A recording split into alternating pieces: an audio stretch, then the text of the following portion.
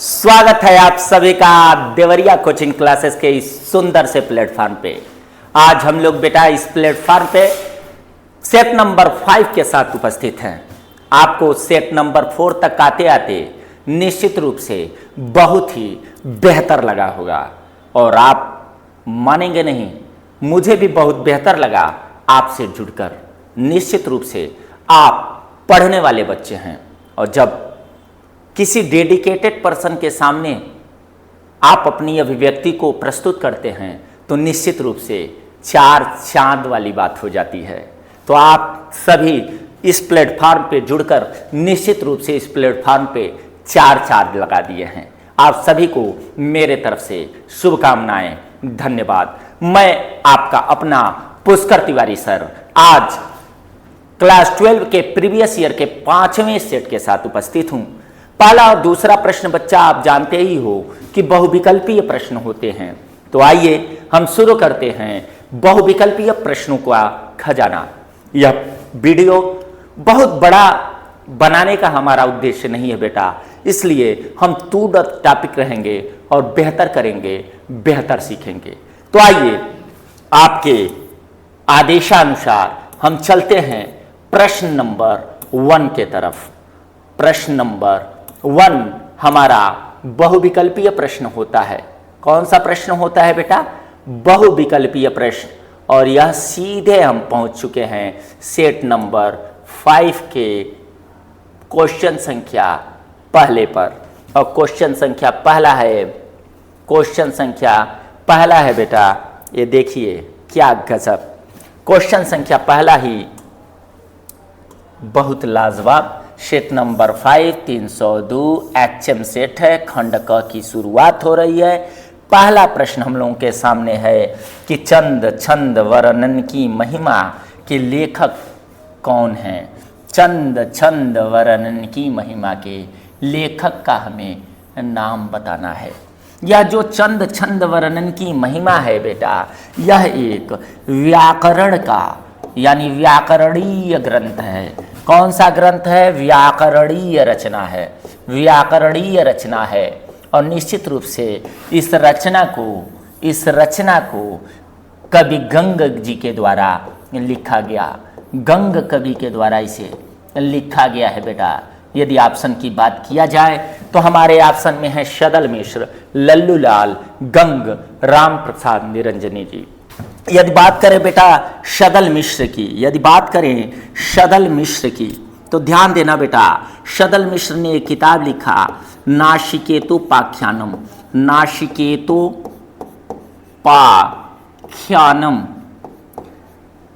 बाबू नाशिकेतोपाख्यानम। और लल्लू लाल ने एक किताब लिखा जिसका नाम है प्रेम सागर। प्रेम सागर को हिंदी का प्रथम गद्य माना जाता है। गद्य की रचना, इसे प्रथम गद्य के रूप में देखा जाता है। जब हिंदी को पहली बार फोर्ट विलियम कॉलेज में पढ़ाना प्रारंभ किया गया कोलकाता विश्वविद्यालय में, तो वहाँ हिंदी के प्रधानाध्यापक के रूप में जॉर्ज ग्रियर्सन की नियुक्ति हुई। जॉर्ज ग्रियर्सन ने 2 भारतीय मूल के विद्वानों को नियुक्त किया जिनमें सदल मिश्र और लल्लू लाल दोनों थे। सदल मिश्र का नाशिकेतोपाख्यानम विश्व प्रचलित है और लल्लू लाल, जैसा कि अभी मैंने बताया कि इनका जो प्रेम सागर है, इससे पहला खड़ी बोली हिंदी गद्य का रचना माना जाता है। तो ऑप्शन नंबर चंद छंद वर्णन की महिमा सी हम सही कहेंगे, कवि गंग। और बढ़ेंगे सेट प्रश्न संख्या 2 पर, जो है वर्तमान युग में हिंदी गद्य की प्रमुख भाषा है। निश्चित रूप से वर्तमान समय में यदि हिंदी गद्य की बात की जाए, तो हिंदी गद्य जो है वह इस समय खड़ी बोली में लिखी जाती है बेटा। खड़ी बोली। तो आपको जब भी कहे कि गद्य और भी पूछ ले बेटा वर्तमान समय में, तो निश्चित रूप से आप खड़ी बोली को बिल्कुल मत भूलिएगा। यदि ऑप्शन की बात की जाए भोजपुरी, तो ये तो भैया हम देवरिया के निवासी और निश्चित रूप से देवरिया और बिहार की शान है। भोजपुरी हमारी जान है। ब्रज भाषा की बात करें तो क्या गजब की मीठी भाषा है। रसखान, सूर, कृष्ण भक्ति शाखा से जुड़े हुए अनेक कवियों ने ब्रज भाषा का जिस तरीके से प्रयोग करके लोगों के हृदय तक पहुंचने का काम किया है, निश्चित रूप से वह ब्रज भाषा को श्रेष्ठ बनाता है। बात की जाए खड़ी बोली की तो निश्चित रूप से हिंदी के सार्थकता को और सार्थक करके सिद्ध करने वाली भाषा है खड़ी बोली। और अवधि की तो क्या बात की जाए, गोस्वामी तुलसीदास जी के साथ साथ राम भक्ति शाखा से जुड़े हुए सभी कवियों ने अवधि भाषा का इस्तेमाल करके निश्चित रूप से न केवल अवधि को बल्कि भक्ति काल को ही भक्ति काल के रूप में प्रतिस्थापित किया, इसीलिए उसे स्वर्ण काल के नाम से भी जाना जाता है। यदि यहाँ ऑप्शन की बात की जाए तो option number C is right answer. और हम बढ़ेंगे तीसरे प्रश्न की तरफ। तीसरा प्रश्न बहुत ही बेहतर प्रश्न आया बेटा। और तीसरा प्रश्न बेहतर है, ज्ञानोदय पत्रिका के संपादक की बात पूछी जा रही है। ज्ञानोदय पत्रिका के संपादक की बात पूछी जा रही है और इनका नाम भी अधूरा लिख दिया गया है, कन्हैया लाल मिश्र प्रभाकर। क्या है बेटा? प्रभाकर। कन्हैया लाल मिश्र प्रभाकर जी निश्चित रूप से ज्ञानोदय के क्या थे? तो संपादक रहे। चूंकि अगेय जी ने ज्ञानोदय का संपादन माखनलाल चतुर्वेदी और धर्मवीर भारती इन्होंने नहीं किया, Kanhaiya Lal Mishra ji is right answer. और हम लोग फिर बढ़ेंगे अपने अगले प्रश्न की तरफ, जो प्रश्न नंबर चौथा है। आधुनिक हिंदी एकांकी का जनक। निश्चित रूप से बेटा जब कभी भी यदि एकांकी की बात हो और उसमें भी आधुनिक हिंदी एकांकी की बात हो और उसमें भी जनक की बात हो तो लाजवाब है भैया। यदि ऐसी बात हो तो एकांकी पहले कहते किसे हैं बेटा, ये जानो। एकांकी रंगमंच पर अभिनय के दृष्टि से लिखी गई एक अंक की रचना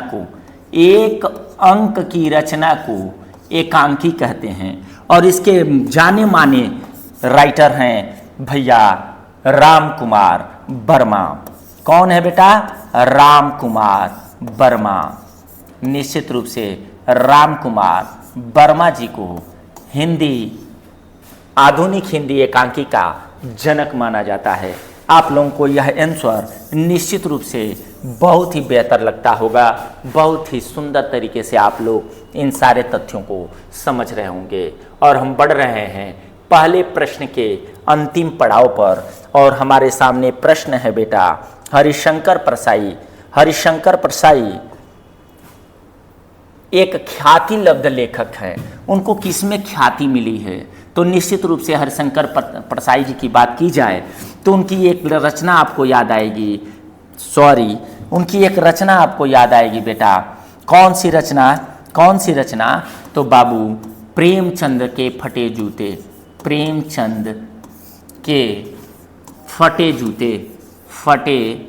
जूते और भी बहुत सारी इनकी रचनाएं हैं। निश्चित रूप से जो हरिशंकर परसाई जी हैं वह व्यंग प्रधान रचनाओं को लिखने में इनको महारत हासिल था। निश्चित रूप से व्यंग के क्षेत्र में यदि बात किया जाए तो हरिशंकर परसाई का कोई तोड़ नहीं है। यदि ऑप्शन के तरफ चलें तो यात्रा वृत्त है, समीक्षा है, जीवनी साहित्य है और व्यंग विधा है। तो निश्चित रूप से option number D is right answer. और हम बढ़ेंगे प्रश्न नंबर 2 के पहले प्रश्न पे। प्रश्न नंबर 2 है कि निज भाषा उन्नति है शब उन्नति को मूल, यह काव्य पंक्ति किसकी है? तो निश्चित रूप से निज भाषा उन्नति है शब उन्नति को मूल, बिन निज भाषा ज्ञान के मिटे नहीं को सूल। अंग्रेजी पढ़िए जदप सब गुण होत प्रवीण, बिन भाषा निज ज्ञान के रहत हीन के हीन। निश्चित रूप से यह जो पंक्तियां हैं इसको लिखकर हिंदी की महत्ता को साबित करने वाले और कोई नहीं। निश्चित रूप से यदि बात किया जाए तो हिंदी के प्रणेता कह सकते हैं बेटा, हिंदी के प्रणेता कह सकते हैं। हिंदी के जो प्रणेता हैं निश्चित रूप से वह भारतेंदु हरिश्चंद्र जी हैं। हरिश्चंद्र जी हैं। आइए बात करते हैं ऑप्शन की। ऑप्शन की तरफ चलेंगे तो अयोध्या सिंह उपाध्याय हरिऔध हैं और दूसरा ऑप्शन ही भारतेंदु हरिश्चंद्र है। तो हम लोग ऑप्शन नंबर बी को राइट करेंगे। तीसरे हैं मोहनथली शरण गुप्त, निश्चित रूप से राष्ट्र कवि थे, लेकिन भारतेंदु हरिश्चंद्र जी बेहतरीन राइटर। और बात किया जाए तो तार सप्तक आया। तार सप्तक के कवियों को किसने राहु का अन्वेषी कहा है? यदि बात किया जाए तार सप्तक का बेटा, तो तार सप्तक 3 भागों में प्रकाशित हुई, प्रथम, द्वितीय और तृतीय। मैं ऐसे कर देता हूं बेटा आपके लिए आसान भाषा सबसे बेहतर, प्रथम, द्वितीय और तृतीय। चौथा भी आया था, लेकिन इन तीनों को ज्ञानपीठ पुरस्कार ने प्रकाशित किया। ज्ञानपीठ संस्था ने क्या किया? प्रकाशित किया। यह जो पहला है वह हुआ था 1943 में, दूसरा हुआ 1949 में, नहीं 1951 में, 1951 में, 51 में, और तीसरा हुआ 1959 लिखना है बेटा, मैं 69 लिखने की कोशिश कर रहा हूँ। आप सबकी जय हो, हमारी तो जय होगी ही। 59 में, और इन सब में 7 कवियों को, यानी 7 कवियों की रचनाओं को प्रकाशित किया जाता था। और इन 7 कवियों की रचनाओं को, और इसका जो संपादक कहते थे उनको हम कहते हैं अगेय जी। कौन जी बेटा? अगेय जी। सच्चिदानंद हीरानंद बादशाह अगेय जी के द्वारा यह संपादित होती थी। और निश्चित रूप से अगेय जी ने इन कवियों को राहु का अन्वेषी कहा है। क्या कहा है? राहु का अन्वेषी, राहु के अन्वेषी। धर्मवीर भारती, नामवर सिंह, प्रभाकर माचुए, सच्चिदानंद हीरानंद बादशाह अगेय। निश्चित रूप से option number D is right. और बढ़ते हैं प्रश्न नंबर तीसरे के तरफ। अयोध्या सिंह उपाध्याय। निश्चित रूप से यदि अयोध्या सिंह उपाध्याय की बात की जाए तो एक रचना आपको याद आएगी। उस रचना का नाम बेटा निश्चित रूप से बन पड़ता है क्या? तो प्रिय प्रवास।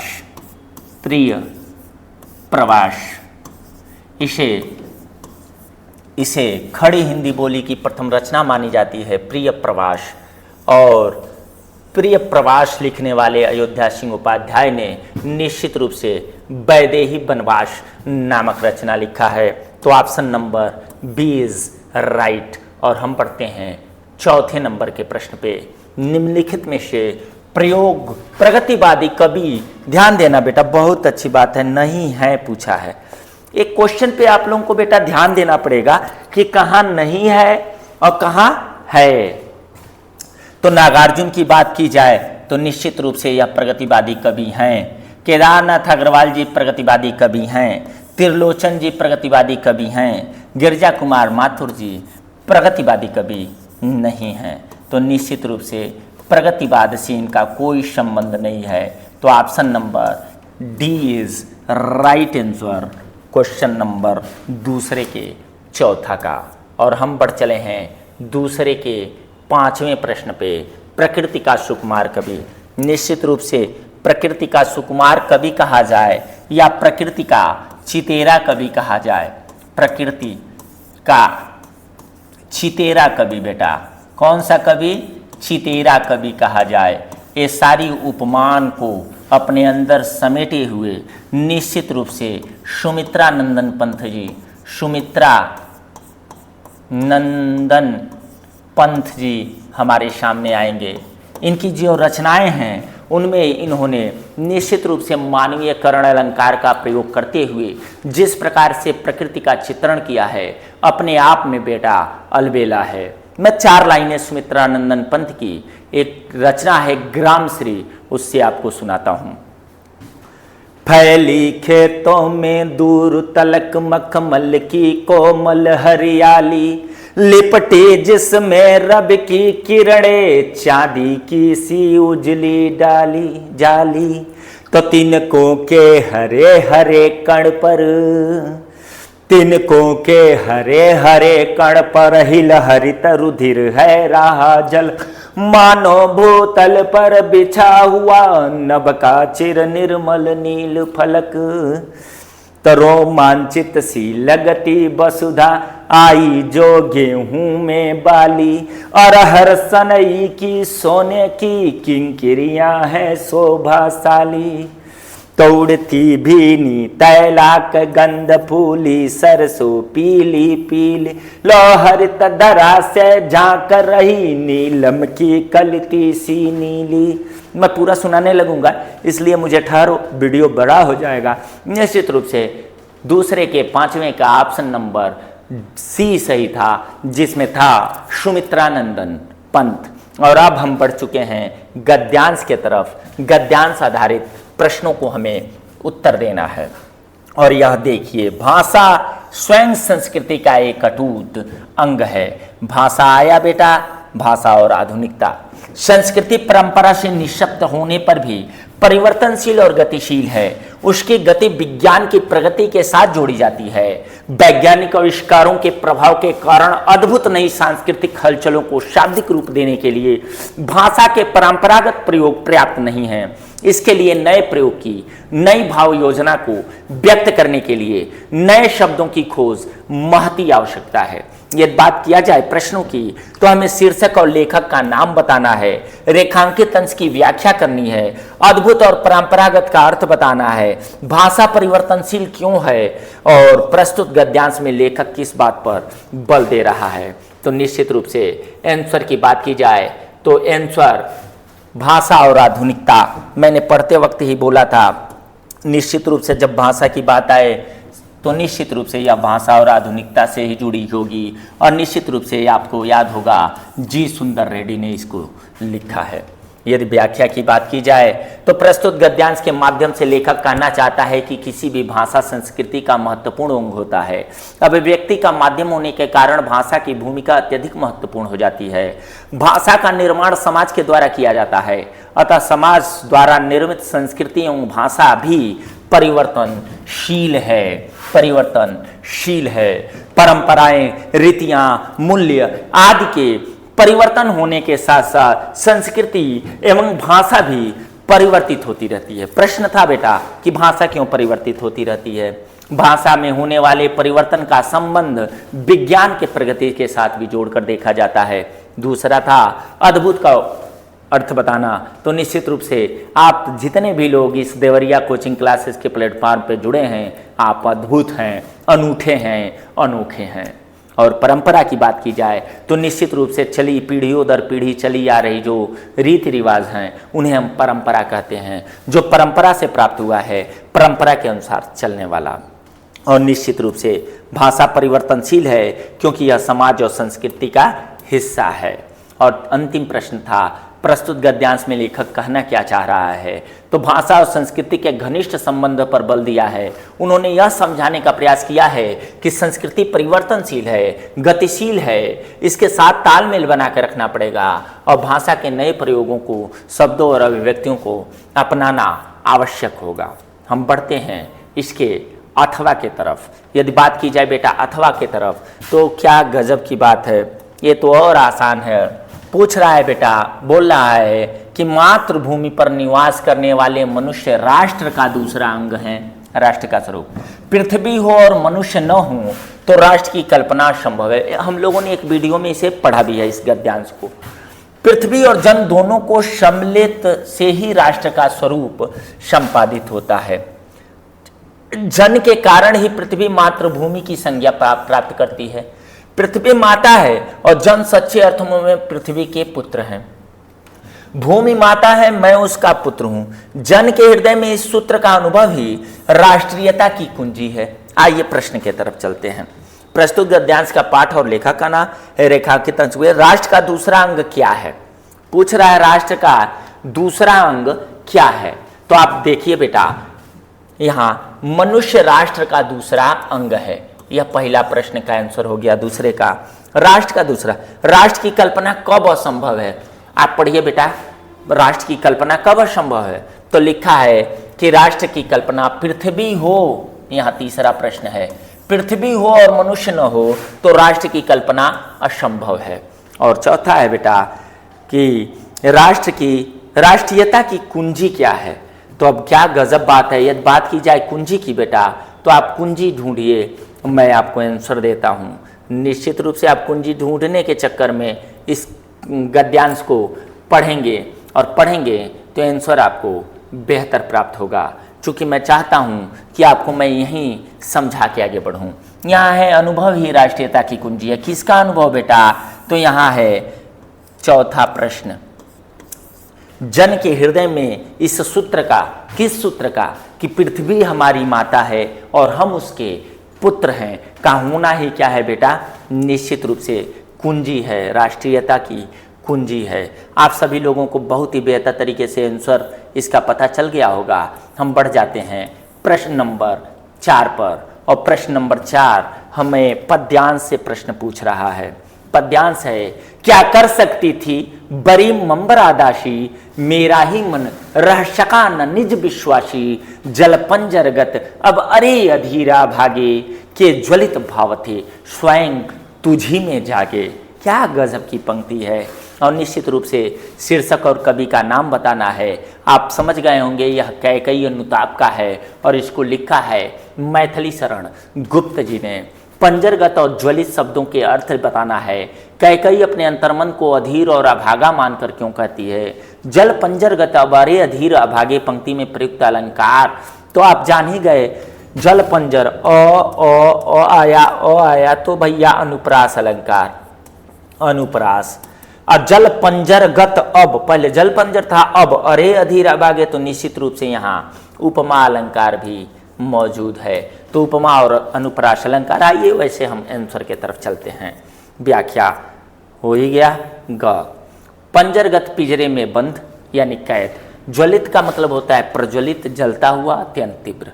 कैकेयी अपने मन को अधीर, चंचल और अभागा इसलिए बता रही है कि अब पछताने से कोई लाभ नहीं। वह समझती है कि उसने जो किया वह स्वयं की मूर्खता और मानसिक अस्थिरता के कारण था। अब वह जलते हुए हृदय और पश्चाताप के अग्नि में घिरी हुई है, लेकिन समय बीत चुका है और उसकी गलती को सुधारा नहीं जा सकता। अब पछताए होत का जब चिड़िया चुग गई खेत। प्रस्तुत पंक्ति में उपमा अलंकार और अनुप्रास अलंकार का प्रयोग हुआ है। निश्चित रूप से बेटा आप बेहतर बच्चे हो।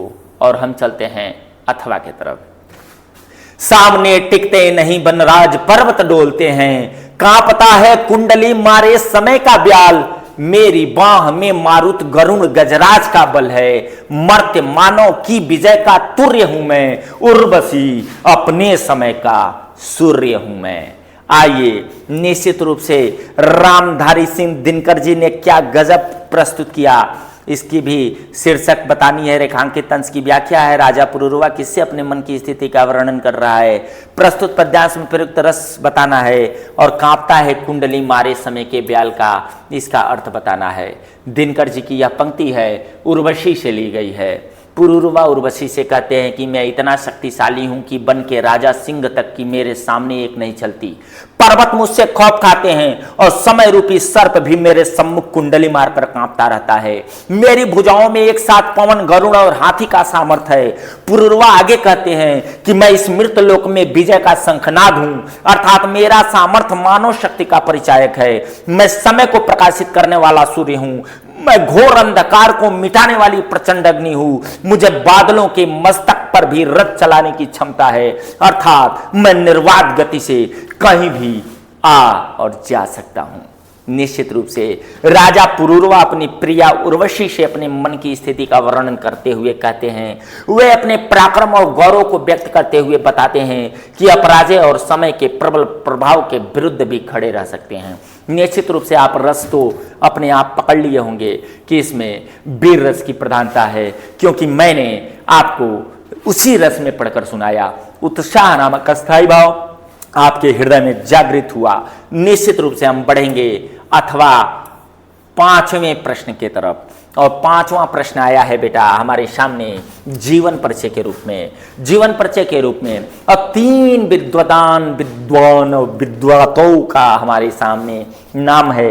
हजारी प्रसाद द्विवेदी, वासुदेव शरण अग्रवाल और हरिशंकर परसाई जी, जो अभी बहुविकल्पीय प्रश्न में हम लोगों से मिले हुए थे। हम लोग इनको छोड़ने वाले नहीं हैं। दोनों जो हजारी प्रसाद द्विवेदी हैं और वासुदेव शरण अग्रवाल इनके जीवन परिचय को हमने लोगों ने देख लिया है, तो इसलिए हम आज हरिशंकर प्रसाई को टारगेट पे लिए हैं।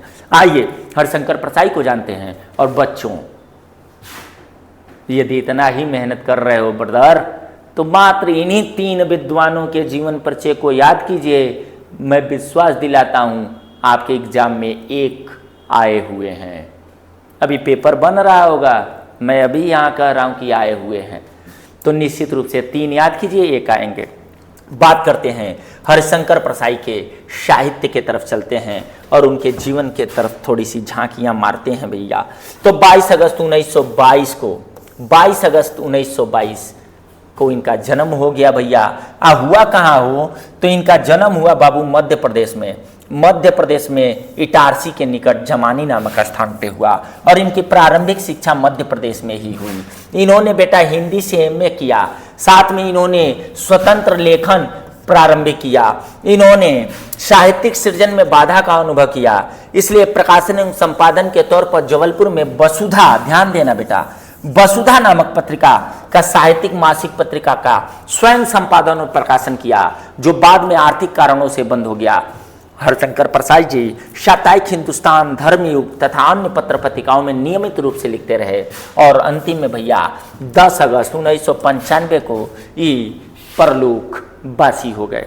साहित्यिक परिचय इनकी सुनिएगा बेटा। साहित्यिक सेवाएं, निश्चित रूप से यह व्यंग प्रधान निबंधों को लिखने वाले बेहतर रचनाकार थे। इन्होंने अपने शब्दों में अग्रणीय शब्द और इनके भाव पारखी दृष्टि गजब की थी भैया। निश्चित रूप से वसुधा नामक जो मासिक पत्र था, उसमें यह प्रकाशन करते वक्त अपने रचनाओं को प्रकाशित किए और वह रचनाएं निश्चित रूप से अपने आप में विलक्षण थी।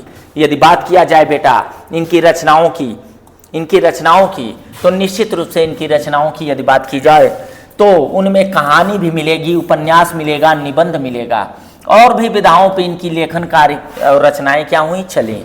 कहानी संग्रह की यदि बात की जाए बेटा तो हंसते हैं रोते हैं जैसे उनके दिन फिरे।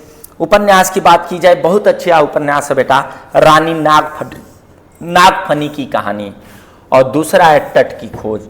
यदि निबंध संग्रह की बात की जाए बेटा, देखना यहाँ निबंध, यानी ये मेन रूप से निबंध के थे।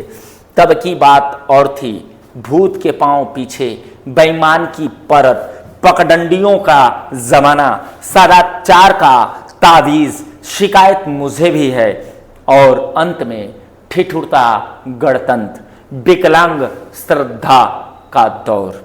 और निश्चित रूप से बात की जाए यदि भाषा शैली की, तो इनकी भाषा शैली अत्यंत सरल, सहज और सिमटी हुई थी। यदि बात किया जाए बेटा प्रश्न नंबर 5वें के ख का, तो हम लोगों के सामने काव्य से रिलेटेड 3 प्रश्न कवियों के परिचय हैं, जीवन परिचय हैं। सुमित्रा नंदन पंत, मैथिली शरण गुप्त और रामधारी सिंह दिनकर। मैं फिर कह रहा हूँ कि इन 3 कवियों के जीवन परिचय में से तीनों को याद कीजिए, एक आपके एग्जामिनेशन में आए हुए हैं। तो आइए, आज हमने चुना है सुमित्रा नंदन पंत को, और निश्चित रूप से सुमित्रा नंदन पंत जी का जन्म भैया 1900 ईस्वी 20 मई 1900 को हुआ था।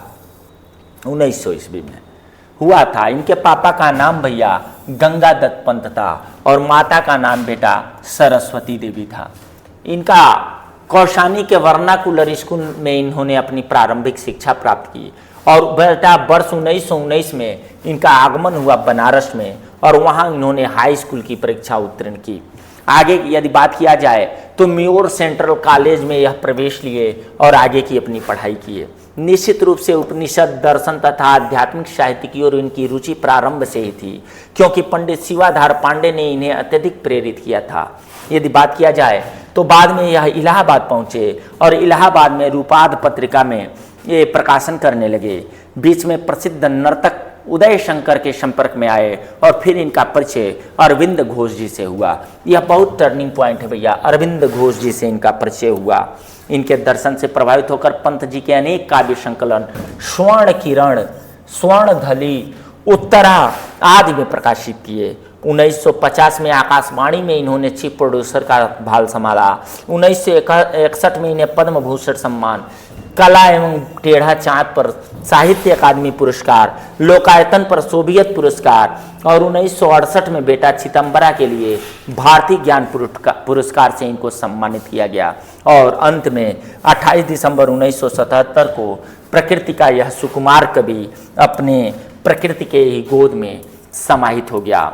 यदि बात की जाए बेटा प्रसाद जी के, पंत जी के कृतियों की, तो यदि काव्य रचना की बात की जाए, बहुत गौर से देखिएगा, यदि काव्य रचना की बात की जाए तो बीड़ा से शुरू होता है जो 1919 में लिखा गया। उसके बाद उच्छ्वास है, ग्रंथि है, पल्लव है, गुंजन है, युगांत है, युगवाणी, ग्राम्या, स्वर्ण किरण, युगांतर, उत्तरा, चिदम्बरा, कला और बूढ़ा चांद और लोकायतन है। यदि बात किया जाए बेटा गीत नाट्य का तो ज्योत्सना, रजत, अणिमा। यदि उपन्यास की बात की जाए तो हार, कहानी संग्रह, 5 कहानियां भी है इनकी जो 1938 ईस्वी में प्रकाशित हुई। बेहतर और आपसे बेहतर कौन। अब हम पहुंच चुके हैं अपने प्रश्न नंबर 6 पर। और प्रश्न नंबर 6 बेटा निश्चित रूप से आपके कहानी पे आधारित प्रश्न होता है, जहां आपको सारांश लिखना होता है। लाठी, बहादुर, ये जो चैप्टर हैं इनके सारांश आप निश्चित रूप से याद कर लें बेटा। आपका यह नंबर एक तरीके से फिक्स है। यदि बात किया जाए तो मैं कथा वस्तु कथानक आपको बस बताता हूं। अमरकांत की सभी कहानियां जीवन के अंतर विरोध का वास्तविक रूप में चित्रित करती हैं। उन्हें दलित, निम्न व पिछड़े वर्ग से विशेष सहानुभूति है। बहादुर कहानी का प्रधान चरित्र उसी पिछड़े बेसहारा वर्ग का प्रतिनिधित्व करता है। बहादुर 12-13 वर्ष का लड़का है जो पिता की मृत्यु के बाद मां की उपेक्षा व मार के खींचकर शहर भाग जाता है। उसे एक मध्यम वर्गीय परिवार द्वारा नौकर के रूप में अपने घर में रख लिया जाता है। वह घर के सभी काम ईमानदारी व लगन से करता है। घर वालों द्वारा डांट फटकार तथा मार खाकर भी वह यथापूर्वक काम करता रहता है। घर वालों द्वारा चोरी का आरोप लगाना उसे सबसे अधिक आघात पहुंचाता है, जिसके कारण वह एक दिन बिना किसी को बताए घर से चला जाता है। आरंभ से अंत तक संपूर्ण कहानी बहादुर के इर्द गिर्द घूमती है। सहजता, स्वाभाविकता, मनोवैज्ञानिकता व यथार्थता की पृष्ठभूमि पर सुसंगठित कथा वस्तु की दृष्टि से यह सफल कहानी है बेटा। इसका पात्र और चरित्र चित्रण, कथोपकथन, देश काल और वातावरण, उद्देश्य और शीर्षक निश्चित रूप से आप पढ़ें। इसके अथवा में बेटा पंचलाइट है, निश्चित रूप से आपने पंचलाइट भी पढ़ा होगा। पंचलाइट के भी कुछ अंश मैं आपको सुनाए देता हूँ। पंचलाइट फरीश्वरनाथ रेणु द्वारा रचित आंचलिक कहानी है। यह कहानी ग्रामीण जीवन पर आधारित है। ग्रामीण अंचल के जीवन से संबंधित इस कहानी के माध्यम से गांव की रूढ़िवादिता, सरलता एवं अज्ञानता के बारे में स्पष्ट संकेत मिलता है। इसमें आंचलिक परिवेश के आधार पर पात्रों का चरित्र चित्रण किया गया है। कहानी के तत्व के आधार पर पंचलाइट की समीक्षा बेहतर तरीके से, और इसमें भी बेटा पात्र तथा चरित्र चित्रण, भाषा शैली, उद्देश्य, ये सारे सम्मिलित हैं। और आप बहुत ही बेहतर छात्र हैं। निश्चित रूप से 5वें वीडियो तक पहुंचते पहुंचते आपने देखा होगा कि लाठी, पंचलाइट और बहादुर निश्चित रूप से ऐसे प्रश्न हैं जिनमें से एक आने तय हैं, और आप बेहतर करने वाले हो निश्चित रूप से, क्योंकि आप देवरिया कोचिंग क्लासेस के सबसे बेहतरीन बच्चे हो। अब आ गए हम बेटा प्रश्न नंबर 7 पे, जो हमारे खंड काव्य पे आधारित है।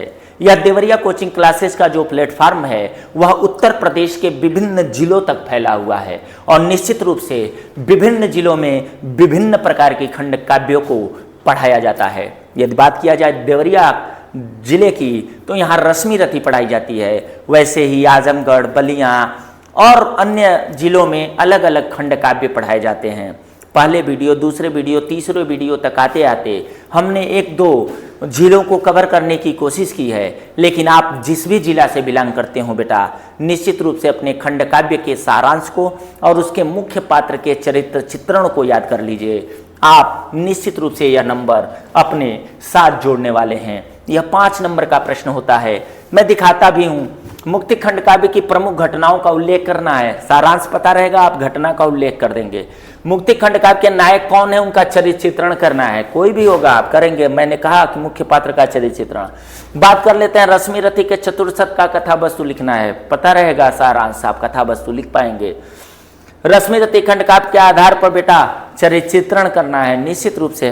तो आप बेहतर बच्चे, देवरिया कोचिंग क्लासेस के स्थान को बढ़ाने वाले, आप बेहतर तरीके से इस खंड काव्य को तैयार कीजिए। और हम पहुंच गए हैं बेटा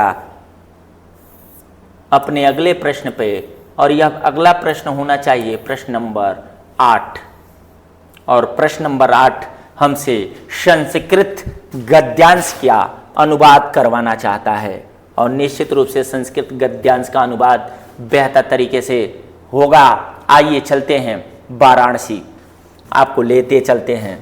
कह रहा है शिक्षैव देशे समाजे च नवीन प्रकाश उदेति, अतः श्री मालवीय वाराणस्याय काशी हिंदू विश्वविद्यालय स्थापना करोति। उन्होंने किया।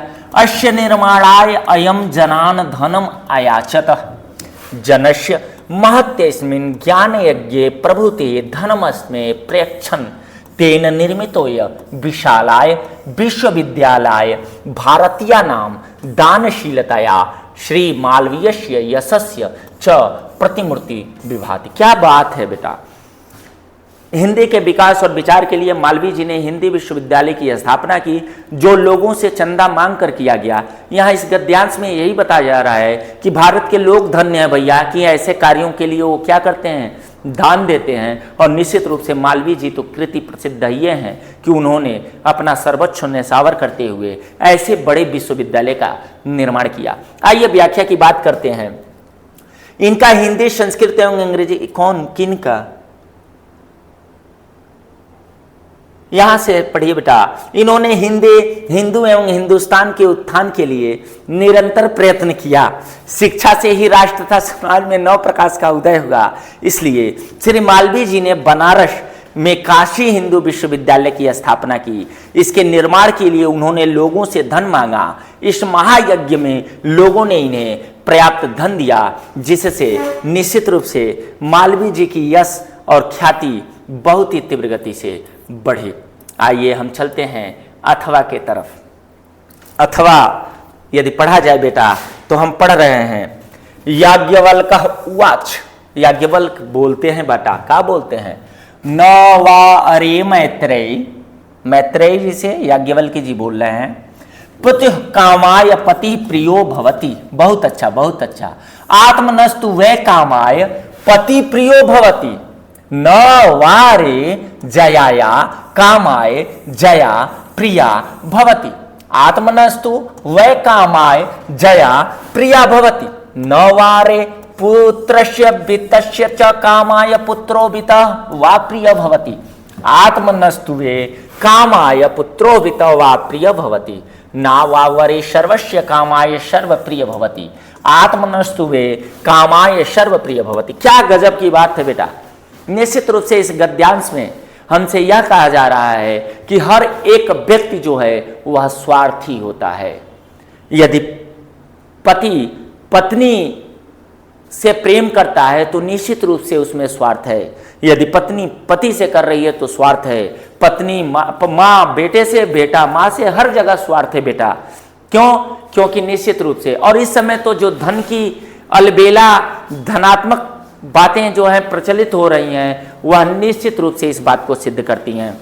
आइए उत्तर सुनिए। याज्ञवल्क्य बोले, अरे मैत्रेयी, पति की कामना के लिए पति प्रिय नहीं होता, किंतु अपनी कामना यानी इच्छा पूर्ति, अपने इच्छा पूर्ति के लिए निश्चित रूप से वह पति प्रिय होता है।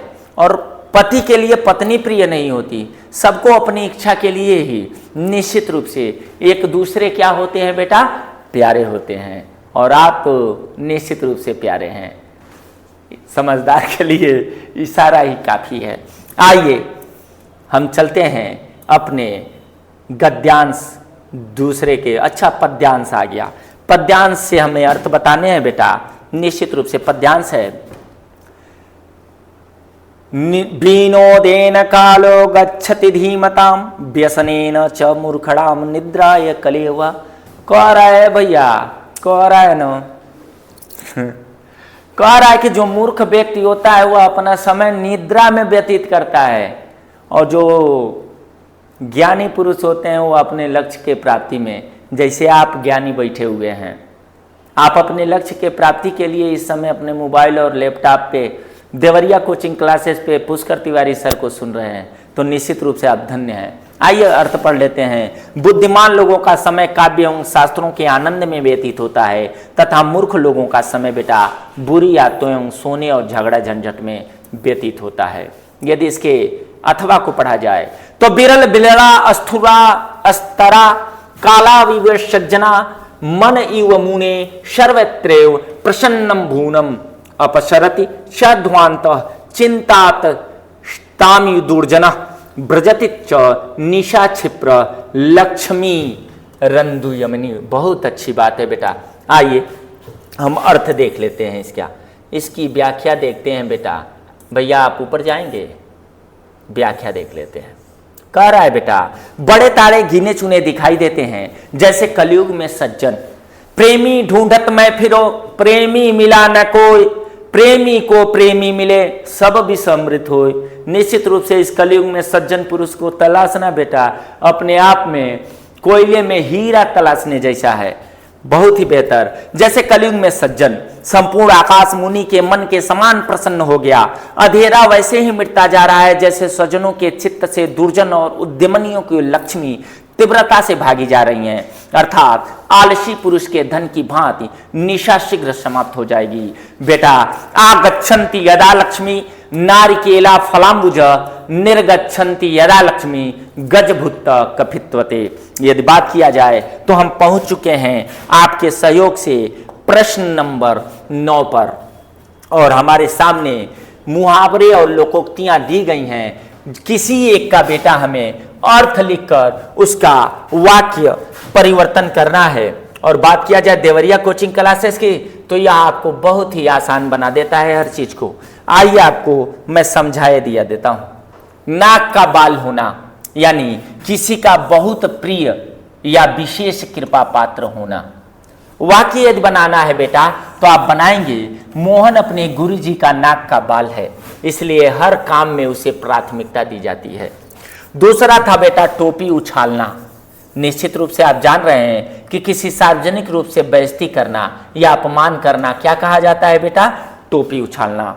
यदि बात किया जाए तो चुनावी रैली में नेताओं ने एक दूसरे की टोपी उछाल दी। यदि बात तीसरे की जाए तो हाथ कंगन को आरसी क्या, अब पढ़े लिखे को फारसी क्या। बात आई कि प्रत्यक्ष के प्रमाण के लिए किसी सबूत की आवश्यकता नहीं होती। मशीन की गुणवत्ता स्वयं देख लीजिए, हाथ कंगन को आरसी क्या और पढ़े लिखे को फारसी क्या। नीचे है पढ़े फारसी बेचे तेल। निश्चित रूप से उच्च शिक्षा प्राप्त करने के बाद भी अयोग्य कार्य करना। और बाबू समय तो ऐसा आया है कि निश्चित रूप से पढ़े लिखे, मैं देख रहा हूँ, आप स्वयं देख रहे होंगे कि पढ़े लिखे लोग बेरोजगारी के कारण ऐसे ऐसे क्रियाकलापों को कर रहे हैं जो उनके लिए शोभायमान नहीं होगा। लेकिन करोगे क्या? पैसा जोड़ता भी है, पैसा तोड़ता भी है, शायद पैसे का मुख होता है क्योंकि वह बोलता भी है। तो आइए हम भी बोलते हैं और पहुंचते हैं प्रश्न नंबर 10 पे जो गद्यांश से रिलेटेड है। आइए बात करते हैं अपठित गद्यांश पर आधारित निम्न प्रश्नों का। साहस और आत्मविश्वास के साथ जीना ही सच्चा जीवन है। सच्चा जीवन क्या है बेटा? तो साहस और आत्मविश्वास के साथ जीना। ठीक है। साहसी व्यक्ति कभी भी अपना कर्म नहीं छोड़ता। कौन अपना कर्म नहीं छोड़ता बेटा? तो साहसी व्यक्ति अपना कर्म कभी नहीं छोड़ता। ठीक है। एक बार असफल होने पर भी नई उमंग, नए विश्वास, नए साहस से पुनः प्रयत्न करता है। ऐसे व्यक्ति के सामने पर्वत भी अपना शीश झुका लेता है। पर्वत कैसे व्यक्ति के सामने शीश झुकाता है बेटा? तो जो विपरीत परिस्थितियों में भी अपने लक्ष्य की तरफ बढ़ता है और कसम खाता है कि हम मुश्किलों से लड़कर मुकद्दर बनाएंगे, गिरती है जहां बिजलियां वहां घर बनाएंगे, पत्थर हमारी राह के बदलेंगे रेत में, हम पांव से उसको इतना ठोकर लगाएंगे। ऐसे व्यक्ति के सामने पर्वत भी सिर झुकाता है बेटा, और दुराशा उनके पास तक नहीं भटकती। ऐसे व्यक्ति अपने राष्ट्र और समाज के सच्चे अर्थों में नेता होते हैं। सच्चे अर्थों में राष्ट्र का नेता कौन होता है? तो ऐसे लोग जो अपने लक्ष्य की तरफ बढ़ते रहते हैं, मुश्किलों से नहीं घबराते। आगे बातचीत किया जाए तो संसार का इतिहास ऐसे व्यक्तियों के कार्यकलापों से भरा पड़ा है। जिस देश में ऐसे कर्मवीर का जन्म हुआ, वह देश अपनी नींद से जाग उठा। जिस समाज में ऐसे व्यक्ति का प्रवेश हुआ, वह समाज उठ खड़ा हुआ। जिस दिशा में जननायक के पैर पड़ गए, उसी दिशा में प्रकाश की किरण फूट पड़ी। हमारे राष्ट्रपिता महात्मा गांधी जी ऐसे ही कर्मवीर थे।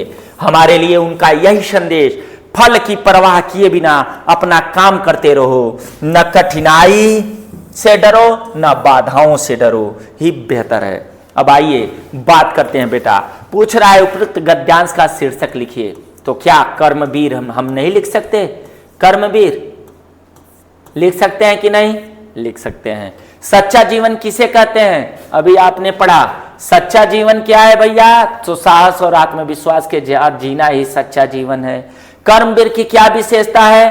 कहा तो मुश्किल समय में भी, कई बार असफल होने के बाद भी नई उमंग, नए विश्वास और नए साहस से पुनः अपने कार्य को क्या कर देता है बेटा?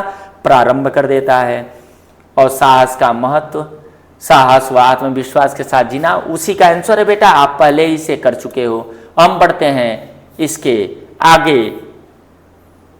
इसके आगे बढ़ते हैं बेटा। हम 11 नंबर के प्रश्न पे। किस नंबर के प्रश्न पे बेटा? 11 नंबर के प्रश्न पे। यहां हमें अर्थ बताने पड़ेंगे। क्या बताने पड़ेंगे बेटा? अर्थ बताने पड़ेंगे। और यह 11 नंबर का प्रश्न बेटा निश्चित रूप से आपको बेहतर करेगा। क्या करेगा बेटा?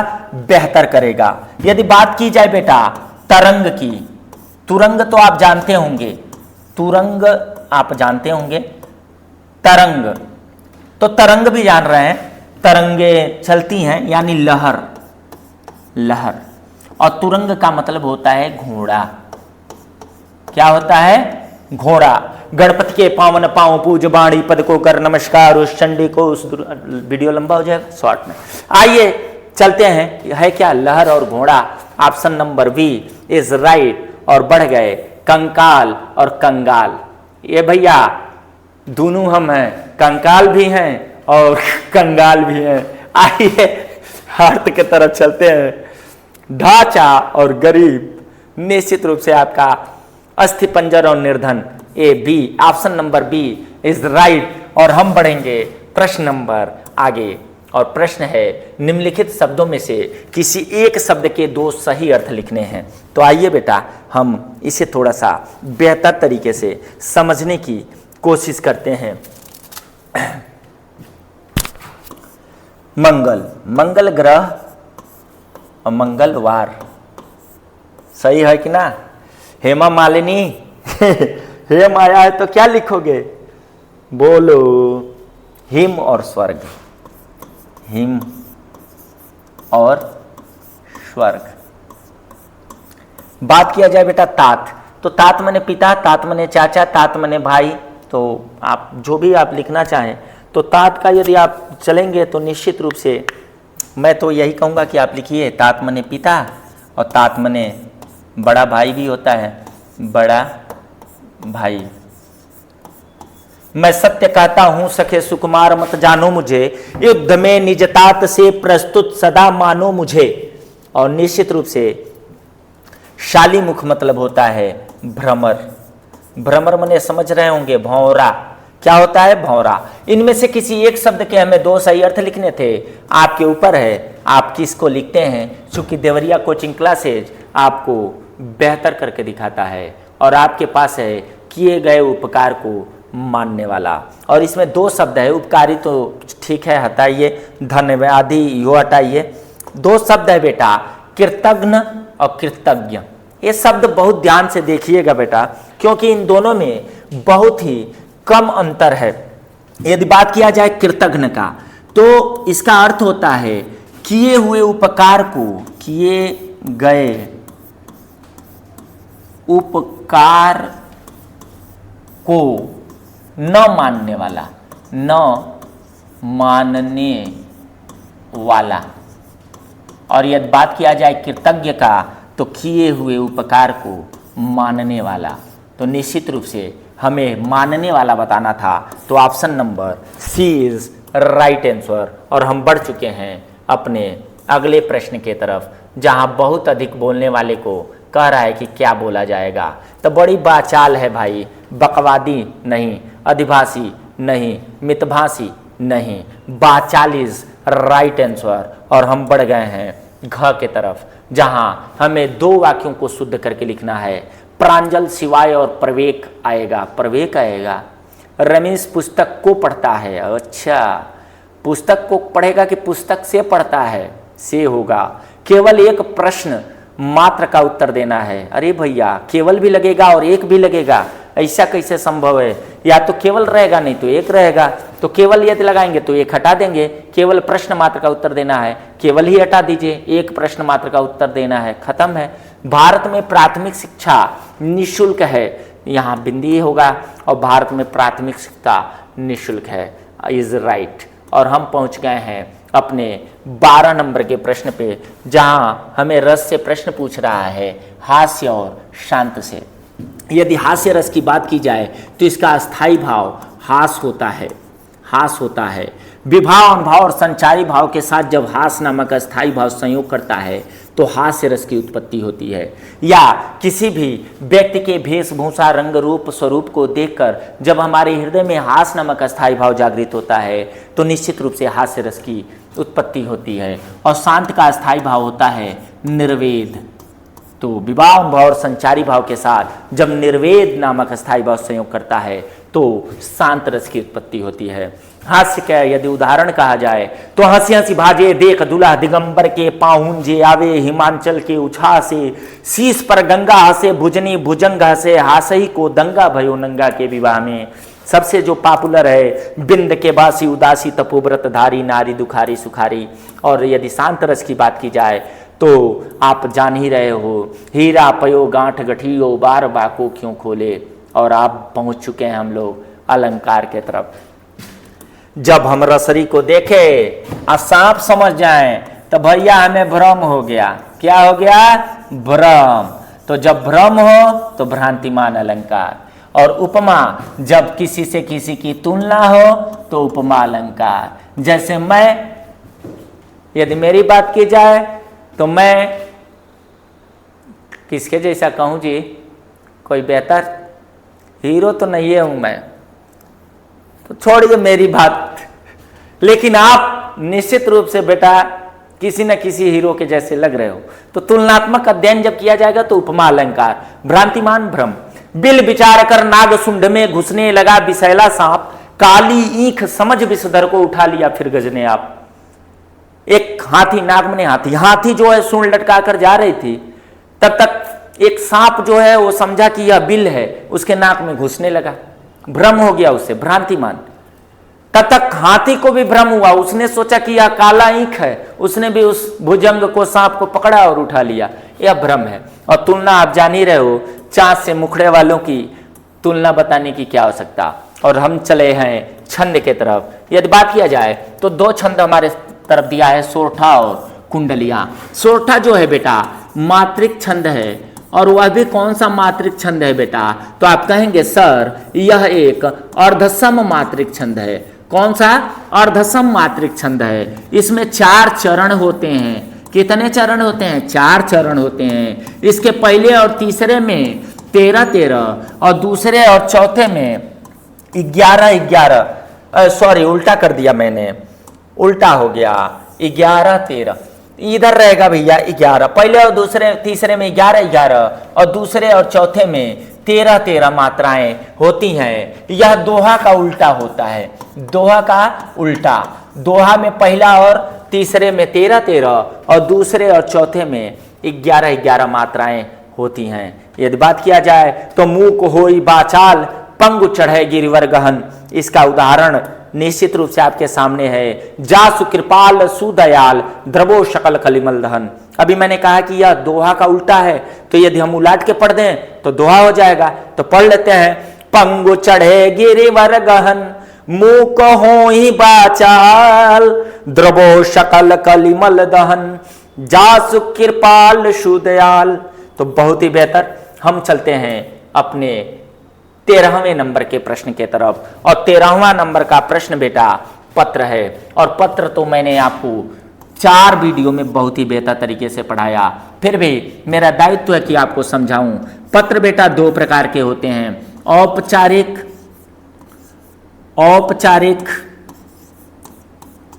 और अनौपचारिक।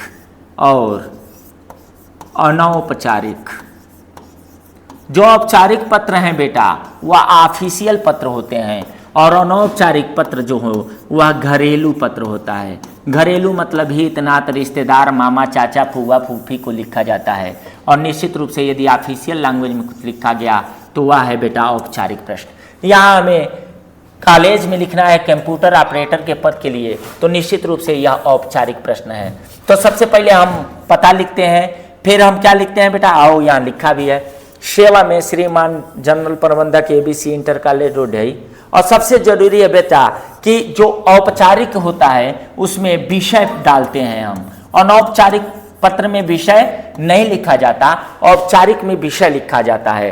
तो यहाँ विषय लिखा है कि कंप्यूटर ऑपरेटर के पद के लिए, फिर महोदय लिखिए चाहे महानुभाव लिखिए, और अंत में बेटा अपना मैटर लिख के अंत में जब आइए तो यहाँ अपना पता और अपना यहाँ इन्होंने जो दिया है वो उतना बेहतर नहीं है, आप उसके लिए अपना स्ववृत्त लिखें बेटा। स्ववृत्त को इंग्लिश में बोलते हैं बायोडाटा। चूंकि हम हिंदी पढ़ा रहे हैं तो इसलिए इसका नाम मैंने स्ववृत्त ही बोला। आप अपना स्ववृत्त सबमिट करते हैं। स्ववृत्त में आपका नाम, आपके गांव का नाम, आपकी पढ़ाई, आपकी शैक्षिक योग्यता, आपकी विशेष योग्यताएं, आपका अनुभव, ये सारी चीज़ें क्या होती हैं, सम्मिलित होती हैं। और निश्चित रूप से पत्र आप करके 5 नंबर अपने लिए बिटोरने वाले हैं। और हम पहुंच चुके हैं अपने आखिरी कदम पे। और निश्चित रूप से फर्स्ट इम्प्रेशन और लास्ट इम्प्रेशन पूरे माहौल को संजीदा बना देता है। तो आइए बात करते हैं निबंध का बात करते हैं बेटा। आपको टॉपिक मिलेगा, कुछ नहीं करना है। जो टॉपिक, जैसे इसमें ओलंपिक खेल 2024 और भारत को सर ने चुना, मैं लिख देता हूं कबीर की प्रासंगिकता और आपको समझा देता हूं। मैं लिख देता हूं कबीर, नहीं तो आप कहेंगे हर चीज नकल मार के पढ़ा दे रहे हैं सर। कबीर की प्रासंगिकता क्यों जरूरी है भैया कबीर। तो आइए, यदि इस हेडिंग को हमने चुना तो आप हेडिंग ऊपर लिखेंगे और यहाँ बेटा अंडरलाइन करेंगे। इसे इंग्लिश में हाईलाइट बोलते हैं, उस शब्द को हाईलाइट। फिर आप एक ऐसे बॉक्स बनाएंगे, क्या बनाएंगे, बॉक्स, और यहाँ लिखेंगे बेटा संकेत बिंदु। क्या लिखेंगे, संकेत बिंदु। आपको 9 में 9 नंबर दिलाने का काम ये करेगा। निबंध 9 नंबर के होते हैं बेटा, 9 नंबर आपको प्राप्त होने वाला है। देखिए संकेत बिंदु, और यहाँ 1 2 3 4 5 आपको संकेत बिंदु मिले होते हैं। यह लिखा है बेटा प्रस्तावना, या इसे हम भूमिका भी कहते हैं, भूमिका। और सबसे लास्ट वाला है बेटा उपसंहार। यह कॉमन है, और बीच में आप जो टॉपिक चुने उस हिसाब से आप क्या डालते हैं बेटा, हेडिंग डालते हैं, जो अभी मैं आगे दिखाऊंगा आपको संकेत बिंदु के रूप में पहले से ही मिले होते हैं। और यहाँ हम पहला डालेंगे और यहाँ लिखेंगे बेटा प्रस्तावना। क्या लिखेंगे बाबू, प्रस्तावना। अब बताइए बेटा, यहाँ आपने लिख दिया, यहाँ से प्रस्तावना शुरू हुआ। मान लो प्रस्तावना यहाँ से प्रारंभ होता है और यहाँ खत्म हो गया, तो जब दूसरी हेडिंग हमको डालनी है बेटा तो एक लाइन हम छोड़कर उसके नीचे डालेंगे। अब ये जगह खाली है सुंदरता के लिए। अब कबीर की प्रासंगिकता क्या है, तो कबीर की एक दोहा, कोई भी बेटा, कबीर खड़ा बाजार में, या कबीर के बहुत सारे दोहे हैं, आप जान रहे हो। काल करे सो आज कर, आज करे सो अब, पल में प्रलय होगी बहुर करोगे कब। आपने लिखा कि काल करे सो आज कर, काल करे सो आज कर, आज कर, पल में प्रलय हो। और इसको बहुत ही अच्छे तरीके से इसको बॉक्स में ऐसे बंद कर दीजिए, तो इससे यह जगह भी फिलअप हो जाएगा, और देखने में आपकी कॉपी बहुत ही सुंदर लगेगी। और जब एक एक लाइन लिख छोड़कर आप लिखते जाएंगे और यदि आपको दोहा याद है तो नीचे डालते जाएंगे, तो निश्चित रूप से आपकी कॉपी जो है वह बोल उठेगी। और बोलते हुए को कौन नहीं सुनेगा। निश्चित रूप से आप 9 नंबर प्राप्त करेंगे। यदि बात की जाए यहाँ, तो आप देखिए जो मैं कह रहा था आपको मैं समझाए देता हूँ। यहाँ भूमिका आपके सामने प्रस्तुत है, जो मैंने पहले हेडिंग के रूप में रखा। 1 हेडिंग, 2 हेडिंग, 3 हेडिंग, आगे मैं बढ़ जाता हूँ, 4 हेडिंग, 5 हेडिंग, और यहाँ अंत में उपसंहार। यहाँ अंत में उपसंहार। ये जो हेडिंग है उसी को उस बॉक्स में क्या करना है आपको बेटा, लिखना है। इन्हीं सबों को क्या करना है, उस बॉक्स में लिखना है। और निश्चित रूप से आपका नंबर यूपी बोर्ड में कटने वाला नहीं है। क्यों? क्योंकि आप देवरिया कोचिंग क्लासेस के बेहतरीन छात्र हैं और आप बेहतर करेंगे तो आने वाला समय हमको बेहतर करेगा।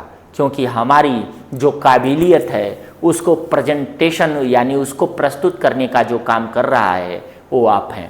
तो आइए मिलेंगे हम फिर एक बार अगले वीडियो में। तब तक के लिए मैं पुष्कर तिवारी देवरिया कोचिंग क्लास के इस प्लेटफॉर्म से विदा लेता हूं और यह आशा करता हूं कि आप सभी लोग बहुत ही मंगल तरीके से अपने जीवन का यापन करेंगे।